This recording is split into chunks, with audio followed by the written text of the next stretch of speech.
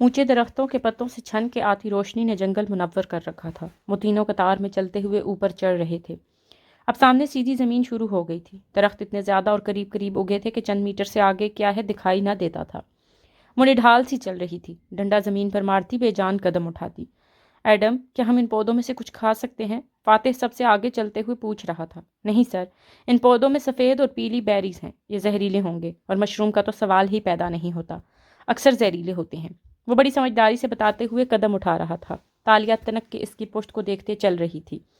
اور یہ ان پودوں کے پتے بہت چمکیلے ہیں سر، یہ بھی زہریلے ہیں، اور یہ والا میں نے اس لیے نہیں توڑا کیونکہ اس کے پتے 3 کے گروپ میں ہیں، اور جن پودوں کے پتے 3 کے گروپ میں ہوں وہ کھانے کے لائق نہیں ہوتے، اور یہ والے جو اس طرف ہیں، وہ اشارہ کر کے بتا رہا تھا، یہ پہلے بھی گزرے تھے، ان سے بادام کی خوشبو آتی ہے، اور یاد رکھیے گا کبھی بھی بادام کی خوشبو والے پودے سے کچھ نہیں کھاتے، کیونکہ وہ زہریلا ہوتا ہے۔ وہ تلخی سے پیچھے سے بولی۔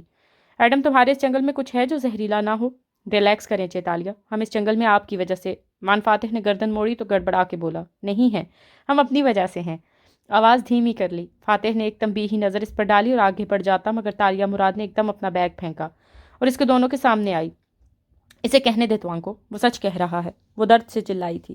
منہ پر مٹی لگی تھی اور سنہری بال گول مول پونی میں باندھ رکھے تھے۔ ٹراؤزر کے پائنچے کیچڑ آلود تھے اور قمیض کے دامن پر کانٹے لگے تھے۔ تالیہ، اس نے رسان سے پکارنا چاہا مگر وہ نہیں سن رہی تھی۔ آپ دونوں اس میں میری وجہ سے پھنسے ہیں، میں ذمہ دار ہوں، میں قصوروار ہوں۔ ہم 4 دن سے اس جنگل میں بھٹک رہے ہیں، ہم گراس ہاپرز، ٹرمائٹ اور عجیب عجیب سے پودے کھا رہے ہیں۔ یہ میرے گناہوں کی سزا ہے، یہ سب میرے لالچ کا انجام ہے۔ وہ ٹھیک کہہ رہا ہے، ہم اس میں میری وجہ سے پھنسے ہیں۔ اس کی آنکھوں سے آنسو ابلنے لگے۔ ایڈم خفیف سا ہوا۔ چیتالیہ، میرا یہ مطلب نہیں تھا۔ میرے پاس پلان ہوتا تھا توانکو، میرے پاس ہمیشہ پلان ہوتا تھا، مگر اب نہیں ہے، کیونکہ میں 4 دن سے گلٹی فیل کر رہی ہوں۔ وہ گھٹنوں کے بل زمین پر گرتی گئی، گردن جھکا دی اور بچوں کی طرح رونے لگی۔ اب میرا ذہن بلینک ہو گیا ہے، ساری تدبیریں، سارے راستے کھو گئے ہیں۔ داتن نے مجھے کتنا منع کیا مگر میں نے اس کی ایک نہیں سنی۔ یہ میری سزا ہے۔ وہ چہروں ہاتھوں میں چھپا کر رو رہی تھی۔ وہ دونوں سامنے کھڑے سے دیکھ رہے تھے۔ میں کمزور اور تلخ نہیں تھی، میں بہت بہادر اور مضبوط تھی، میں ہر مسئلے کا حل نکال لیتی تھی، مگر اب میرا دل اتنا بوجھل، اتنا دکھی ہے کیونکہ میں نے آپ دونوں کی زندگی بھی خراب کر دی ہے۔ اس کو بولنے دیجیے توانکو، وہ سچ کہہ رہا ہے۔ فاتح نے لکڑیوں کی گٹھی پرید پھینکی اور اس کے سامنے جھکا، جیسے بڑا کسی بچے کے سامنے گھٹنوں پر ہاتھ رکھ چکتا ہے۔ میک اے وش۔ تالیہ نے ہاتھ ہٹا کے بھیگے چہرے سے اسے دیکھا۔ جی، آج تمہاری سالگرہ ہے، کوئی خواہش کرو۔ وہ ڈبڈبائی آنکھوں سے اسے دیکھے گئی۔ آنسو سرخ مٹی والے چہرے پر نہروں کی صورت بہہ رہے تھے۔ تم بتاؤ تالیہ، تمہیں اس وقت سب سے زیادہ کس چیز کی خواہش ہے؟ میں واپس کیل جانا چاہتی ہوں، وہ ایک اچھی زندگی۔ وہ تمہاری ضرورت ہے، میں خواہش پوچھ رہا ہوں۔ خواہش؟ اس نے آنکھیں بند کی تو آنسو ابل کے گردن تک لڑکتے گئے۔ اس نے آنکھیں کھولیں۔ میں ملاقہ کے ہوٹل فریج سے چاکلیٹ رکھتے رکھتے رہ گئی تھی۔ میں نے آج آپ کے گھر کے سامنے والے کیفے میں بھی ہارڈ چاکلیٹ آرڈر کر کے انچھوا چھوڑ دیا تھا۔ مجھے چاکلیٹ کھانی ہے۔ تو آنکو، وہ پھر سے رونے لگی تھی۔ اسے اپنی بے بسی پر غصہ آ رہا تھا، رحم بھی آ رہا تھا۔ وہ اتنی کمزور کیسے پڑ سکتی تھی؟ کتنی کیلوریز ہوں مجھے پرواہ نہیں، مجھے بس بڑا سا چاکلیٹ کیک کھانا ہے، اتنی ساری چاکلیٹ۔ اس نے دونوں ہاتھوں سے اشارہ کر کے بتایا۔ وہ چند لمحے جھکے کھڑا اسے دیکھتا رہا، پھر سیدھا ہوا اور آگے بڑھ گیا۔ قریب میں ایک موٹے تنے کا درخت لگا تھا۔ اس نے ہاتھ بڑھا کے ایک پھل توڑا جو سخت خول میں تھا۔ دیکھ کے ہی طبیعت مقدر ہو جاتی تھی۔ پھر فاتح نے اسے چاقو سے کاٹا اور اندر سے سفید گودے کا خنجر پر نکال کر اس کی طرف بڑھایا۔ اس گودے میں سخت سخت سے بیج نظر آ رہے تھے۔ تم تصور کرو یہ چاکلیٹ ہے۔ تصور کرنے سے یہ واقعی تمہیں چاکلیٹ لگے گی اور تم اسے شکر کر کے کھا لو۔ وہ دوستانہ انداز میں سفید شے بڑھائے ہوئے تھا جو دیکھنے سے ہی بدمزہ لگتی تھی۔ تالیہ نے ہاتھ نہیں بڑھایا۔ یاد ہے تم نے کہا تھا کہ اگر کبھی مجھ پر ایسا وقت آیا کہ میرے ساتھ ملے قوم میں سوائے ایک کے کوئی نہ کھڑا ہو تو تم اپنی پوری سچائی سے کہتی ہو کہ تم وہ ایک شخص ضرور ہوگی، اس لیے کہ تم مجھے اپنا لیڈر مانتی رہی ہو۔ اب میں تمہیں کہہ رہا ہوں کہ تم اس کو شکر ادا کر کے کھا لو۔ تالیہ نے اس بات میں سر ہلایا، آنسو پہنچے اور کھڑے ہوتے ہوئے خنجر لے لیا، پھر اس گودے کو تھوڑا سا منہ میں ڈالا اور بند ہونٹوں سے ذرا سا چبایا۔ ایک دم اس کی آنکھیں کھل گئیں۔ یہ تو چاکلیٹ ہے۔ اس نے بے یقینی سے اس گودے کو دیکھا۔ خوشبو، ذائقہ سب چاکلیٹ والا تھا، ایسا لذیذ نرم مادہ جو منہ میں جاتے ہی گھل گیا ہو۔ ہیپی برتھ ڈے تالیہ، اور سالگرہ اسی دن ہوتی ہے جس دن ہم اسے مناتے ہیں، وہ مسکرا کے کہتا آگے بڑھ گیا۔ مگر یہ کیا تھا توانکو؟ مان فاتح؟ وہ حیران سی پکار رہی تھی مگر وہ آگے جا رہا تھا۔ آپ ذرا سا صبر کر لیتی تو میں بتانے والا تھا چیتالیہ کہ میں ان زہریلے پودوں کو اس لیے نہیں ہاتھ لگا رہا کیونکہ سامنے کوکوا کا درخت ہے، اس کے بیج چاکلیٹ بنانے کے لیے استعمال ہوتا ہے۔ وہ کڑوا ہوتا ہے مگر یہ گودا میٹھا ہوتا ہے، پھولوں جیسا میٹھا۔ سر کو آپ سے زیادہ درختوں کی پہچان ہے۔ ایڈم اس کا بیگ اٹھاتے ہوئے گہری سانس لیتے ہوئے بولا۔ وہ چند لمحے بے یقین رہی، پھر اس کی آنکھوں میں خوشی اور کوئی انہونی کیفیت ابھری۔ وہ دوڑ کے اس درخت کے پاس گئی۔ وہ اونچا بڑا قدیم درخت اپنی شاخوں پر ایسے ڈھیروں پھل لادے ہوئے تھا، جانے اس میں اتنی توانائی کہاں سے آئی۔ وہ تیزی سے آگے بڑھی اور بلی کی طرح شاخ پر چڑھ گئی۔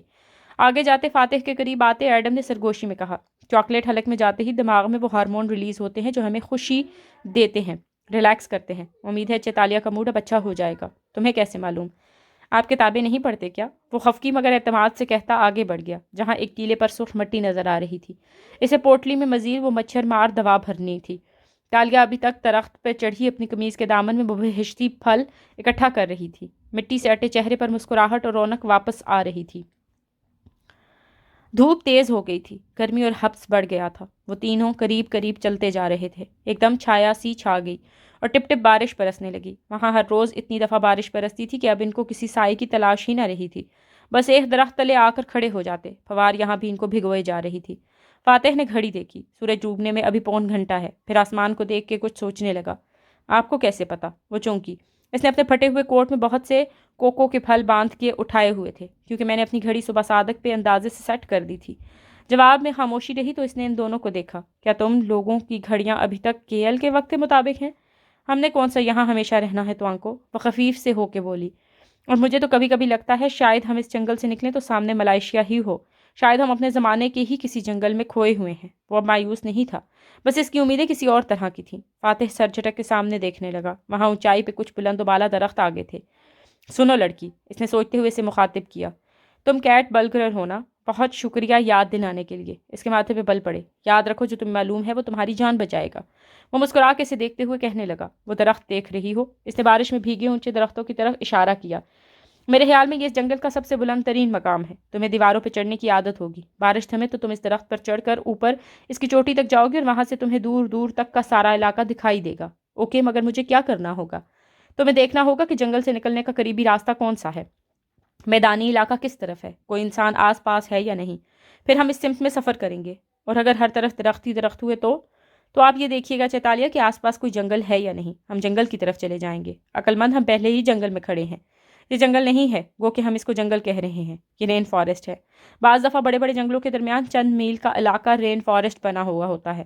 ایڈم رسان سے سمجھا رہا تھا، اگر ہم کسی جنگل میں نکل جائیں تو زیادہ اچھا ہوگا۔ وہاں پہ جانور اور پرندے ہوں گے جن کا ہم شکار کر سکتے ہیں، اور پھل بھی ہوں گے، آسمان بھی نظر آئے گا۔ اچھا بس کرو، ایسے بولتے جا رہے ہو جیسے مجھے کچھ معلوم نہیں ہے۔ اس نے ہوں کر کے ناک سکوڑی۔ تمہیں اندازہ بھی نہیں ہے کہ میں نے کتنے کام کیے ہیں زندگی میں، اور ہاں، مجھے شکار کرنا بھی آتا ہے۔ آپ کے والد شکاری جو تھے، اور لکڑہارے بھی۔ میں پچھلی زندگی میں بھی غریب تھی اور نئی زندگی میں بھی ایک عرصہ غریب رہی۔ ہاؤ فنی۔ وہ تینوں درختوں کے ساتھ کھڑے تھے اور بارش آس پاس برسے جا رہی تھی۔ تالیہ مکمل طور پر بھیگ چکی تھی، مگر اس بارش سے فرق پڑنا ختم ہو گیا تھا۔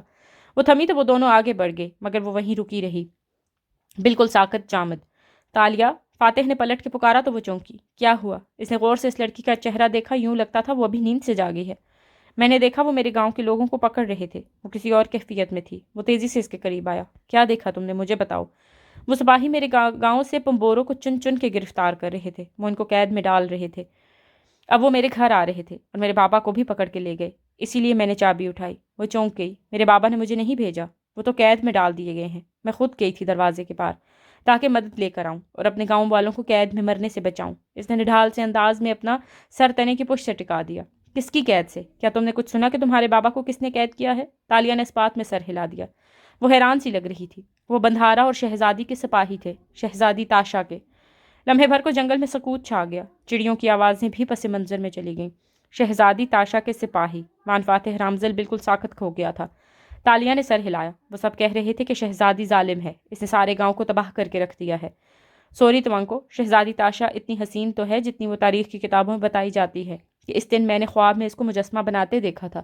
بلا شبہ وہ بہت حسین لگتی تھی، لیکن وہ نہ تو اتنی رحم دل ہے، نہ ہی اتنی اچھی جتنا آپ اس کو سمجھتے تھے۔ اس کے چہرے کی رنگت بدلنے لگی۔ شہزادی تاشا ذمہ دار ہے میرے گاؤں اور میری تباہی کی۔ خدا کی قسم میں اسے نہیں چھوڑوں گی۔ اس نے مجھ سے میرے سارے خواب لے لیے ہیں۔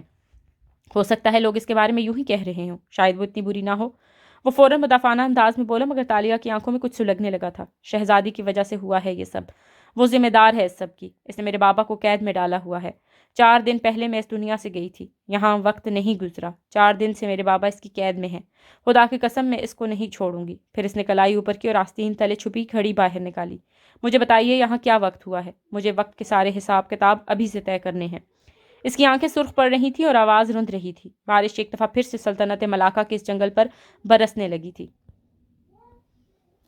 اس نے خواب میں دیکھا وہ ایک چھوٹا سا کمرہ ہے، نیم تاریک، آتشدان میں لکڑیاں جل رہی ہیں، الماری کے سامنے مراد کھڑا ہے، ہاتھ میں ایک بوتل ہے، اندر پانی کی طرح کا بے رنگ مشروب ہے، بوتل کے پیندے میں ایک سکہ اور ڈلی بیٹھی ہے۔ وہ الماری کا پٹ کھول کے بوتل اندر رکھتا ہے، پھر مڑتا ہے تو ٹھٹک جاتا ہے۔ وہ لڑکی چوکھٹ پہ کڑی ہے، انگلیاں مروڑتی خوف کے باوجود خود کو سنجیدہ رکھے۔ مراد تیزی سے اس کے قریب آتا ہے، پنجوں کے بل اس کے سامنے بیٹھ کے اس کے دونوں ہاتھ تھام لیتا ہے۔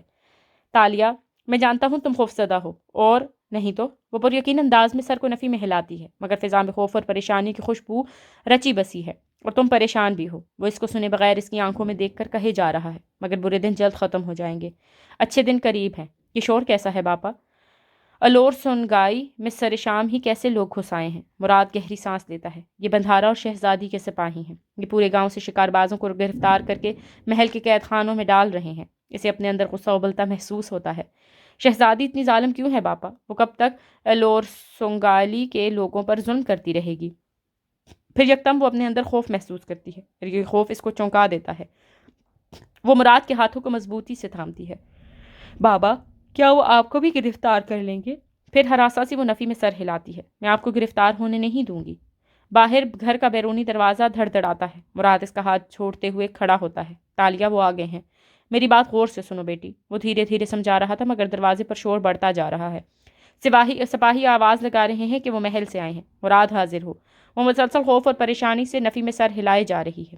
تالیہ، قوم کا راہبر قوم کا باپ ہوتا ہے، اس کو قربانی دینی پڑتی ہے۔ یہ میری قربانی کا وقت ہے، وہ مجھے لینے آئے ہیں، مگر تم سے میں اتنا چاہتا ہوں تالیہ کہ تم میرا ایک حکم مان لو۔ وہ سنجیدگی سے کہہ رہا ہے۔ تالیہ کی آنکھیں بھیگنے لگتی ہیں، مگر وہ اس بات میں سر ہلاتی ہے۔ جی باپا، میں کیا کروں؟ مجھے بتاؤ باپا۔ یہ قربانی تمہیں الور سونگالی کے لوگوں کے لیے دینی ہوگی تالیہ، اور اپنے باپا کی اٹھی گردن اور وقار کے لیے دو گی نا؟ آنسو اس کی آنکھوں سے پھسل رہے تھے۔ خوف اور بے یقینی کی فضا، ہراسیت، اور دروازے پہ ہوتی زار و قطار دستک، اور یہیں خواب ٹوٹ گیا تھا۔ وہ سال تھا 1459 عیسوی، اور سلطنت تھی سرزمین ملاکا کی، جو کئی ریاستوں اور ملکوں سے وسیع و عریض تھی۔ اس میں کہیں وہ گھنا رین فارسٹ واقع تھا جس کے اندر برستی بارش اب تھم چکی تھی، اور کیچڑ زدہ زمین پر وہ تینوں چل رہے تھے۔ تالیہ کی پیشانی خفکی سے سکڑی ہوئی تھی۔ تیز چلتے چلتے وہ فاتح کے برابر پہنچ گئی اور پھر 2 قدم آگے نکل گئی۔ وان فاتح نے گہری نظر اس کی پشت پر ڈالی۔ ضروری نہیں ہے شہزادی ویسی ہی ہو جیسی ہمارے خواب میں تمہیں بتائی گئی ہے۔ تم نے اپنی آنکھوں سے اسے ظلم کرتے نہیں دیکھا، صرف اس کے ظلم کے قصے سنے ہیں۔ تالیہ نے چہرہ موڑ کر اسے دیکھا تو آنکھوں میں غصہ تھا۔ اس کے آدمیوں نے گاؤں میں فساد برپا کیا ہوا تھا، وہ میرے باپا کو پکڑ کر لے جانے والے تھے، اور اس وقت باپا نے مجھے ایک حکم دیا تھا، یقیناً چابی کے ذریعے دروازہ پار کرنے کا۔ اس کی آواز اونچے درختوں سے ٹکرا کر پلٹنے لگی۔ شہزادی تاشا کی وجہ سے میرا خاندان ٹوٹا اور گاؤں تباہ ہوا، اور یہ سب 4 دن پہلے ہوا ہے۔ وقت یہاں رک گیا ہے۔ 4 دن پہلے جب ہم دروازہ پار کر کے ادھر آئے تو اسی دن میرے باپا کو قید میں ڈال گیا ہوگا۔ 4 دن سے ہم اگر ان درختوں میں پھٹک رہے ہیں تو میرے باپا قید خانے میں اذیت کاٹ رہے ہوں گے۔ کیا یہ شہزادی تاشا کے ظالم ہونے کے لیے کافی نہیں ہے؟ سر ٹھیک کہہ رہی ہیں جیتالیہ۔ ایڈم چھڑی سے زمین کو ٹٹولتا قریب آیا۔ کیا معلوم وہ سپاہی شہزادی کے نہ ہوں؟ تاریخ کی کتابوں کے مطابق بندھارا انتہائی مکار اور سازشی آدمی تھے، مگر اس کی بیٹی تاشا وہ بہت اچھی شہزادی تھی۔ تالیہ لب بھینچ کے ایڈم کو دیکھنے لگی، جس کے کھا جانے والے تاثرات سے بے نیاز بولے جا رہا تھا۔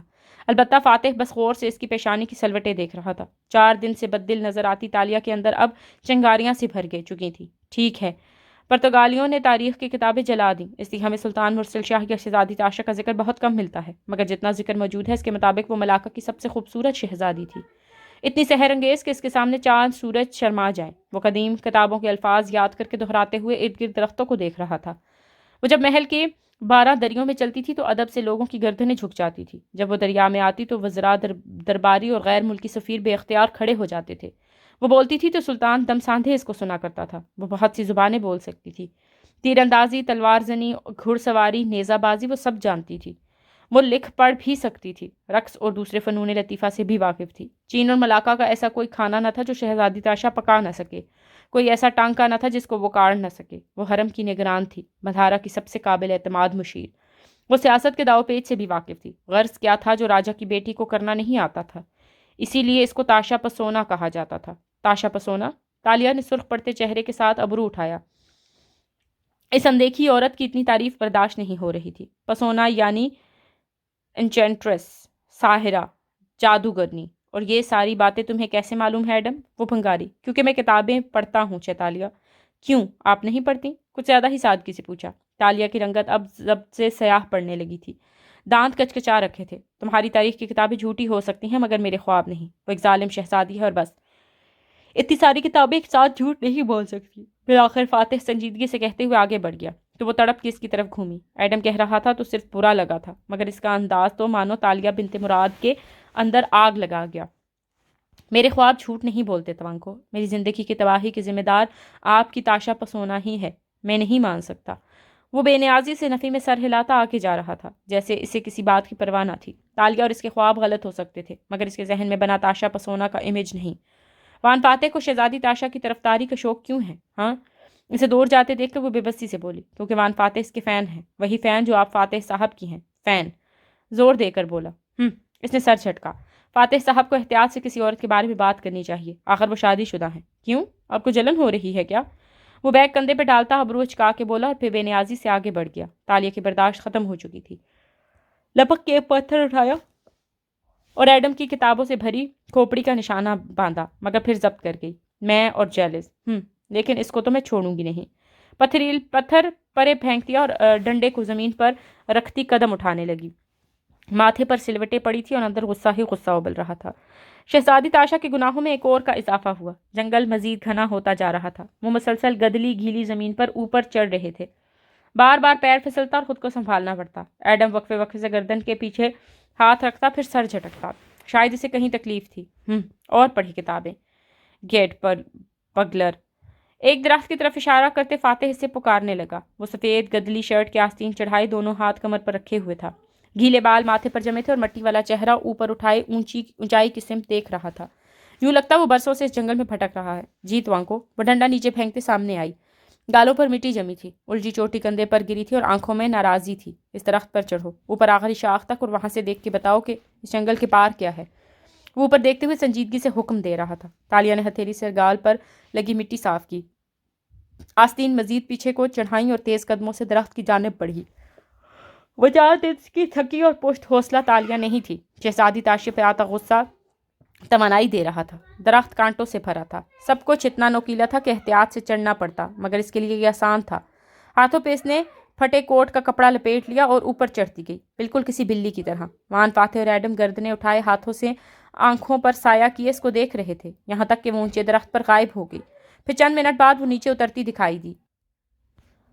تو کیا دیکھا تم نے؟ کیا ہے جنگل کی چاروں طرف؟ اوہ گاڈ توانکو، وہ درخت سے اترتے ہی آنکھوں میں حیرت اور خوشی سموئے بولی۔ ہمیں غلط فہمی ہوئی تھی، ہم تو 2016 میں ہی ہیں۔ جنگل کے باہر کوالالمپور ہے، 2 میل کے فاصلے پہ مجھے سینٹرل پارک نظر آ رہا ہے۔ ایڈم کا منہ بے یقینی سے کھلا، خوشی سے لب واہ وائے، پھر ذرا ٹھہرا۔ فاتح کو دیکھا جو بالکل سنجیدہ تھا۔ ایڈم کی مسکراہٹ سمٹی، شک سے تالیہ کو دیکھا۔ آپ جھوٹ بول رہی ہیں۔ ظاہر ہے میں جھوٹ بول رہی ہوں۔ کیوں؟ تو چہرے نہیں پڑھ سکتے کیا؟ ناک سے توڑ کے جتا کے بولی اور اس کی طرف سے رخ پھیر لیا۔ ایڈم پہ گویا اوس پڑ گئی۔ قریباً 1 کلومیٹر کے فاصلے پہ شمال کی طرف یہ رین فارسٹ ختم ہو جاتا ہے، وہ اب سنجیدگی سے فاتح کو بتا رہی تھی۔ اس کے آگے درختوں کا سلسلہ ہے، مگر وہ کسی جنگل کی درخت لگتے ہیں۔ وہاں روشنی ہوگی، غذا ہوگی، جانور ہوں گے۔ اس کے علاوہ مجھے کوئی آبادی دکھائی نہیں دی، بس درخت ہی درخت ہیں۔ یعنی ہمیں کل صبح ہوتے ہی شمال کی طرف سفر کرنا ہوگا۔ ایک دفعہ ہم جنگل پہنچ جائیں، آگے کوئی راستہ مل ہی جائے گا۔ وہ پر امید لگ رہا تھا۔ رین فارسٹ اور جنگل میں فرق یہ ہوتا ہے کہ جنگل میں درخت ذرا فاصلے پہ ہوتے ہیں، اس لیے آسمان دکھائی دیتا ہے اور سورج کی روشنی زمین تک پہنچ سکتی ہے۔ یوں زمین پر پودے اور جھاڑیاں خوشی خوشی نشو و نما پاتے ہیں، مگر رین فارسٹ کے درخت اتنے گنجلک ہوتے ہیں اور اوپر جا کے اتنے گھنے ہو جاتے ہیں کہ ان کی کینوپی سی بن جاتی ہے۔ سبز چھت، یوں سورج کی روشنی زمین تک نہیں پہنچ سکتی، اس لیے زمین پہ پودے اور جھاڑیاں بہت کم اگتی ہیں اور درخت بارش کے پانی کے باعث نشو و نما پاتے ہیں۔ اکثر بڑے بڑے جنگلوں کے درمیان کچھ حصے پہ ایک گھنا سا رین فارسٹ اگ آتا ہے۔ یہ بھی کوئی ایسا ہی رین فارسٹ تھا جو یقیناً کسی بڑے جنگل کے درمیان میں تھا۔ مغرب اترنے میں زیادہ وقت نہیں رہ گیا تھا۔ ایڈم خفا نظر آ رہا تھا مگر اس سے زیادہ تھکا ہوا۔ وہ وہیں ایک پتھر پر بیٹھ کے اور پیشانی چھو کے دیکھنے لگا۔ تمہیں کیا ہوا؟ سامنے کھڑے فاتح نے تشویش سے پوچھا۔ توانائی ختم ہو رہی ہے میری، شاید بخار ہو رہا ہے۔ وہ نڈھال لگ رہا تھا۔ کیوں؟ तुमने इतनी किताबों में बुखार का इलाज जड़ी बूटियों से करना नहीं सीखा? वो पलकें झपक झपक के बोली तो फातिह ने एक भरहम नज़र इस पर डाली। इसकी तबीयत ख़राब है तालिया। ओह, अफसोस हुआ, मगर फिक्र न करो, हम शहजादी ताशा के पास पहुंच जाएं तो वो एडम का इलाज कर देगी। बहुत हमदर्द तो नेक दिल शहजादी है ना वो? जी हाँ, और बहुत खूबसूरत भी। वो नकाहत से चेहरा उठा के बोला। 600 साल पुरानी शहजादी के बारे में कैसे कह सकती हो कि वो खूबसूरत भी थी? 557 साल, चहतालिया। नकाहत से आंखें बंद करते तने से टेक लगाए वो तसीह करना नहीं भूला था। वो हूँ करके रह गई। ताशा ताशा, इसे इस नाम से चिढ़ होने लगी थी। ऊपर दरख्तों के झरोकों से दिखाई देता आसमान तेजी से अंधेर होने लगा। यहाँ सूरज ढलने का पता ही नहीं चलता था। आधे घंटे के अंदर अंदर घुप अंधेरा हो जाता था। फातिह अंधेरे की परवाह किए बगैर आगे दरख्तों की तरफ बढ़ गया तो वो एक तने के साथ बैठी और ठेले से कोको फल निकाल लिया। ये कटा हुआ था। मूंगली से गूदा पौधों पर निकाल निकाल के मुंह में डालने लगी, जैसे जार में से मायोनीज खा रही हूँ। एक सरसरी नजर एडम पर डाली जो निकाहत से आंखें बंद किए लेटा था। तुम तो नहीं खाओगे ना? एडम ने आंखें खोल के नाराज़ी से देखा। बहुत शुक्रिया चैतालिया, मैं नहीं खाऊंगा। वो मुस्कुराई, शानेज का और उंगली लबों पे डाले सफ़ेद गूदा खाए गई। एडम ने बेबसी भरी नापसंदीदगी से देखा। आप शायद टारगेट ज़िंदगी ओरिएंटेड ज़िंदगी गुजारने की आदी हैं, अगले मार्ग के बारे में सोचते रहते हैं कि तभी जैसे ही आपको मालूम हो कि शहजादी ताशा आपकी दुश्मन है, आपके अंदर तवानाई सी भर गई है। वो जो उंगली से गूदा चूस रही थी रुकी और आंखें घुमा के इसे देखा। अगर कोई तुम्हारे बाबा को गिरफ्तार करके कैद में डाल दे सिर्फ इसलिए कि वो अपने गांव के गरीबों के लिए लड़ रहे थे, तो क्या तुम बदला नहीं लेना चाहोगे? और आप कैसे बदला लेंगी शहजादी ताशा से? पहले अपने बाबा को उसकी कैद से चुपके से निकाल लाऊंगी और फिर। वो कुछ सोच के मुस्कुराई, निचला लब दांतों से दबा लिया। शहजादियों के पास बहुत जेवर होता है, सोने, चांदी, हीरे, जमुरत, याकूत। इसके जैसे मुंह में पानी आ रहा था। शहजादी ताशा से इससे अच्छा बदला क्या होगा कि इसका सारा जेवर इससे छीन के इसको तलाश कर दिया जाए। या अल्लाह चेतालिया, एडम ने बेख्तियार पेशानी छुई। आपने कहा था आप चोरी छोड़ देंगी, मगर आप अब भी शहजादी के हीरे जवाहरात का लालच रखे हुए हैं। लालच मेरे डीएनए में शामिल है। और गूदे से भरी उंगली लबों में रख दी। एडम सदमे से ऐसे देखे गया। क्या वाकई आप ताशा के महल में चोरी का मंसूबा बनाए हुए हैं? तालिया के प्लान्स हैं, तालिया की मर्जी। इससे शान एचकाए, आंखों में मुस्कुराहट थी। ख्वाब में देखा शहजादी का जेवरों से भरा हाथ याद आया। अगर वो ये जेवर चुरा के वापस अपने ज़माने में ले जाए तो इसकी कीमत, उफ, इसे मज़ा आने लगा। वो फेज़ 4 में पहुंच चुकी थी। मान फातिह कहाँ रह गए? यकदम एडम ने परेशानी से इधर उधर देखा। वो तुम्हारे लिए आग का बंदोबस्त करने गए हैं, मगर मैं कितनी दफ़ा बता चुका हूँ कि सारे फॉरेस्ट की लकड़ियाँ गीली हैं, नम लकड़ी से आग नहीं जलेगी। इनको क्या मालूम, वो किताबें थोड़ी पढ़ते हैं। एडम ने इस दफ़ा जवाब नहीं दिया, बस आंखें मूंद लीं। फातिह वापस आया तो एक हाथ में लकड़ियाँ उठाई हुई थी। गीले बाल माथे पर बिखरे थे और तनफ्फुस फूला हुआ था। नीचे बैठ के इसने लकड़ियाँ सामने रख दी, फिर चंद पतली सूखी टहनियों को घोंसले की सूरत रखा और एक बड़ी घीली लकड़ी उठाई, गोया दरख्त के तने की छाल हो जो लंबाई में उखाड़ लाया था। सर, ये घीली हैं, इनसे आग कैसे लगेगी? फातिह ने जवाब नहीं दिया। खंजर से लंबी लकड़ी के सिरे को काटा और इसे मटर के छिलके की तरह काट के 2 हिस्सों में तकसीम किया। खोलता गया। अंदर एक पतली लंबी लकड़ी पड़ी थी। ये डेडूड है, मुर्दा खुश्क लकड़ी। इससे हम आग जलाएंगे। बगैर जताए कहते हुए इसने मुर्दा लकड़ी सूखी टहनियों के साथ रखी। एडम की रंगत खिफ़त से गुलाबी हुई। फ़ौरन तालिया को देखा जो इसे ही देख रही थी। क्यों, तुम नेशनल जियोग्राफिक नहीं देखते क्या? आंखें झपका के सादगी से पूछा। इसका जिस्म पहले दर्द से टूट रहा था, ऊपर से चेतालिया की बातें। वो सुर्ख पड़ते कानों के साथ रुख ही मोड़ गया। जंगल के इस हिस्से में अब खामोशी छा गई थी। वाहिद आवाज़ परिंदों की थी या इस खंजर की जिसे फातिह एक गीली मोटी लकड़ी पर रगड़ रहा था। लकड़ी का बूरा सा टहनियों के ढेर पर गिरने लगा। यही सफूफ आग को भड़काने के काम आता था। जिस तरह वो ज़मीन पर बैठा गर्दन झुकाए लकड़ी छील रहा था, इसको देख के तालिया के दिल में अफसोस जागने लगा। आपने कभी सोचा भी नहीं होगा तुआन को कि आप 600 साल पीछे चले जाएंगे। 557 साल। एडम रुख फेरे बगैर खफकी से बड़बड़ाया। मैं हाल के बारे में सोचता हूँ तालिया। कभी आप मुझे ताशा कहते थे। वो मजीद उजाद हुई। तब मुझे तुम पर भरोसा नहीं था, और अब है। वो सर झुकाए चाकू लकड़ी पर रगड़े जा रहा था, बार बार घीले बालों से पीछे करता, लेकिन वो फिर से माथे पर आन गिरते। आपका चेयरमैन का इलेक्शन सर पर था। 4 दिन से आप गायब हैं। सारा मुल्क आपको ढूंढ रहा होगा, और अशरफ चेयरमैन बन जाएगा। अंधेरे के साथ इस पर फिर से कनूतियत तारी होने लगी। जब हम वापस जाएंगे तो मैं रास्ता निकाल लूंगा। वान फाते के पास हमेशा प्लान होता है। 1 मिनट। एडम ने रुख मोड़ा। चेहरे पे हैरत थी जो अंधेरे के बावजूद अयां थी। वक्त का असूल है कि अगर हम इसमें सफ़र करें तो हमारी वापसी तक वो रुक जाता है, यानी हम इसके आगे बढ़ने से पहले वापस आ सकते हैं। हो सकता है हमारे पीछे सनबाओ के घर में वक्त वहीं ठहर गया हो। हम कई दिन बाद भी वापस जाएं तो वक्त वहीं से शुरू हो। इसकी कोई गारंटी नहीं है एडम। हमें अभी ये भी यकीन नहीं कि हम किस दौर में वापस आए हैं। मुझे यकीन है ये वही दौर है तवांको, वो तेज़ी से बोली। 4 दिन पहले जब हम इस जंगल में आए, इसने चंद लम्हे कबल ही 11 साला तालिया ने दरवाज़ा पार किया था। وقت ٹھہر گیا تھا، مگر آپ 11 سال لڑکی کے طور پر نہیں لوٹیں۔ ایڈم بول کے پچھتایا۔ وہ تندہی سے اس کی طرف گھومی۔ چابی سے وقت آگے اور پیچھے ہوتا ہے ایڈم۔ ایک پلا پلایا انسان چھوٹا کیسے ہو سکتا ہے؟ سائنس نہیں پڑھی کیا تم نے؟ یا اللہ ایسے ہی ایک بات کہہ رہا تھا۔ وہ چڑ گیا۔ مستقبل کے بارے میں پریشان ہونا چھوڑ دو، حال کی فکر کرو۔ وہ اب ٹہنیوں کو جوڑ رہا تھا، پھر اس نے چاقو اور ایک لوہے کا آلہ لاک پک جو تالیہ کے بیگ میں تھا نکالا اور اس کو اوپر تلے رکھ کے رگڑا۔ ایک دفعہ دو دفعہ چنگاریاں نکلتی مگر آگ نہ جلتی۔ تالیہ آگے کو جھکی اور پھونکے مارنے لگی۔ فاتح بار بار دونوں ہاتھوں کو رگڑتا۔ یکا یک شعلہ سا جلا اور لکڑیوں نے آگ پکڑ لی۔ تالیہ ابھی تک پھونکے مار رہی تھی۔ فاتح نے مسکرا کر اسے دیکھا۔ مجھے خوشی ہے کہ تم فیز 3 میں آ چکی ہو۔ آگ نے سارے کو روشن کر دیا۔ میں فیز 3 سے آگے نکل چکی ہوں۔ معلوم نہیں آپ لوگ میرا ساتھ دے بھی سکیں گے یا نہیں۔ وہ کہتے ہوئے اٹھ کھڑی ہوئی اور ڈنڈا اٹھا لیا۔ فاتح نے اسے نہیں روکا۔ وہ آگے چلتی جا رہی تھی، شاید یوں ہی جنگل میں ٹہلنے۔ آپ کہاں جا رہی ہیں تالیہ؟ ایڈم فکر مندی سے پکارا تھا۔ اس وقت جنگل خطرناک ہوتا ہے۔ یہ جنگل نہیں، رین فارسٹ ہے۔ کیوں؟ ڈکشنری نہیں پڑھتے کیا؟ وہ بے نیازی سے آگے بڑھ گئی۔ ایڈم نے مٹھیاں بھینچ لیں۔ جب آپ واپس جائیں گے تو پہلا کام چیتالیوں کو پولیس کے حوالے کرنے کا کریں گے۔ وہ جو ایڈم کے تھیلے سے پتے نکال کے اس کا معائنہ کر رہا تھا دھیرے سے ہنس پڑا۔ وہ چوری چھوڑ چکی ہے ایڈم۔ ایڈم نے تڑپ کے اس کی طرف چہرہ موڑا۔ آپ کی اطلاع کے لیے وہ شہزادی تاشا سے بدلے کے طور پہ اس کا زیور چرانا چاہتی ہے۔ وہ اب بھی چوری کا ہی سوچ رہی ہے سر۔ ہم اس وقت ایک کرائسس میں ہیں ایڈم۔ آنکھ کی دوسری جانب وہ اکڑوں بیٹھا گھٹنوں کے گرد بازو لپیٹے سنجیدگی سے اسے دیکھتے ہوئے بولا، زندگی کے کچھ کرائسس جنگل کی مانند ہوتے ہیں اور جنگل میں صرف ایک سمت میں چلا جاتا ہے، ورنہ بھول بھلائیاں مار ڈالتی ہیں۔ تالیہ ان سے دور ڈنڈا زمین پر مارتی چلتی جا رہی تھی۔ مسکراہٹ غائب تھی، وہ اداس لگتی تھی۔ ہر انسان کرائسس میں مختلف طریقے سے رد عمل دیتا ہے۔ بعض دفعہ اپنے برے وقت کو کاٹنے کے لیے اسے لالچ کا سہارا لینا پڑتا ہے۔ وہ ایک درخت تلے جا ٹھہری اور گردن اٹھا کے اوپر دیکھنے لگی۔ انسان کو ایک فینٹیسی چاہیے ہوتی ہے، کچھ ایسا جس کی تکمیل اس کو متحرک رکھے۔ دنیا والوں کے نزدیک وہ فینٹیسی وہ ناممکن خواب بری چیز ہو سکتی ہے، لیکن جو انسان اس جنگل میں گھرا ہوتا ہے اس کے لیے واحد روشنی وہی فینٹیسی ہوتی ہے۔ اب وہ درختوں کے تنے سے سر ٹکائے کھڑی اوپر دیکھ رہی تھی، آنکھیں اداس تھی، ہاتھ دل پر رکھا تھا۔ تو اگر کبھی انسان صرف چلتے رہنے کی غرض سے کسی اچھوتی چیز کی خواہش دل میں زندہ رکھے، کوئی خواب، کوئی فینٹیسی جس کا انتظار، جس کے ملنے کی تمنا اسے امید دلائے، اس کے قدم مثبت سمت رکھتے رہے تو اٹس اوکے۔ کبھی کبھی خود کو تھوڑی دیر رعایت دے دینی چاہیے۔ تالیہ نے آنکھیں مود لی اور دھیمے سروں میں کوئی گیت سا گنگنانے لگی، اور کرائسس سے نکل آنے کے بعد وہ عجیب خواہش خود بھی غائب ہو جاتی ہے۔ اس لیے عجیب خواہشوں اور خواب پہ کبھی نادم نہیں ہونا چاہیے۔ ہم انسان ہیں اور یہ ہماری ضرورت ہے، اس لیے خود کو رعایت دے دیا کرو۔ اب وہ آنکھیں کھولے اوپر درختوں کے سروں کو دیکھتی گنگنا رہی تھی۔ ہاتھ ابھی تک دل پہ تھا۔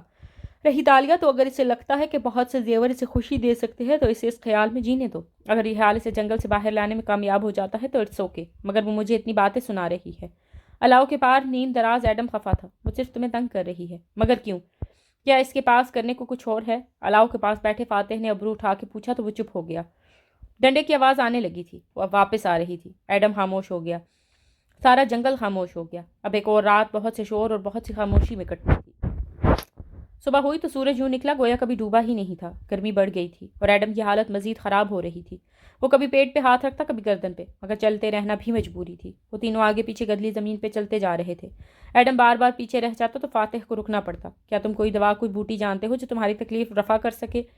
فاتح اس کے لیے فکر مند تھا۔ میں خود نہیں جانتا سر، مجھے کیا ہو رہا ہے۔ نہیں جانتے تو جلدی چلو پھر، ہمیں دن کی روشنی میں اس رین فارسٹ سے نکلنا ہے۔ وہ ٹپٹ کے کہتی آگے بڑھ گئی تو ایڈم نے جہاں دکھ سے اسے دیکھا وہاں فاتح کا دماغ کھول اٹھا۔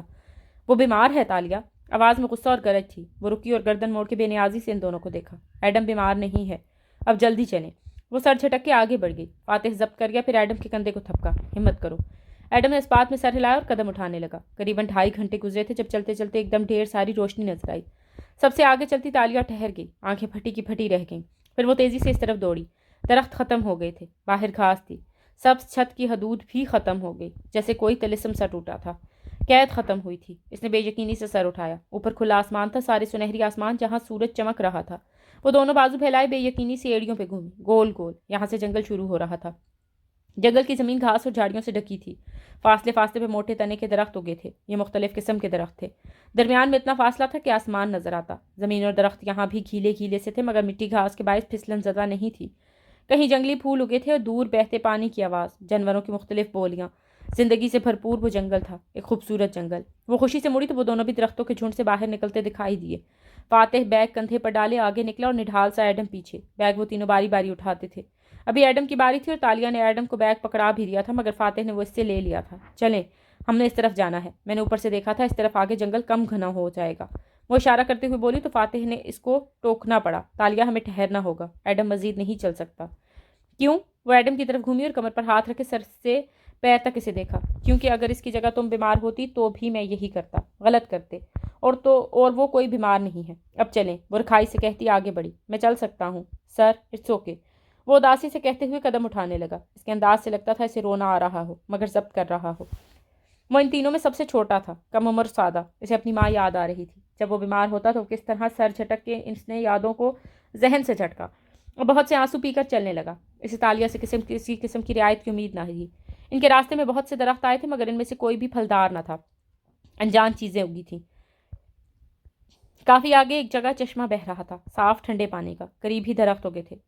فاتح نے ایڈم کو بیٹھنے کا اشارہ کیا اور خود چشمے کی طرف آیا، جھک کے پانی سے ہاتھوں کے کٹورے بھرے اور اسے منہ میں ڈالا۔ تالیہ، ہم یہاں ٹھہر رہے ہیں، میں آگ جلاتا ہوں تاکہ ایڈم کو حرارت ملے، اسے ٹھنڈ لگ رہی ہے، تم اس کے لیے کوئی دوا ڈھونڈو۔ کیوں؟ وہ بیمار تھوڑی ہے، وہ نروٹھے پن سے کہتی اٹھی، اپنا خنجر نکالا اور ایک طرف چل دی۔ فاتح نے برہمی سے مڑ کے اسے دیکھا، وہ دور جا رہی تھی۔ وہ سر جھٹک کے اپنے اوپر پانی ڈالنے لگا۔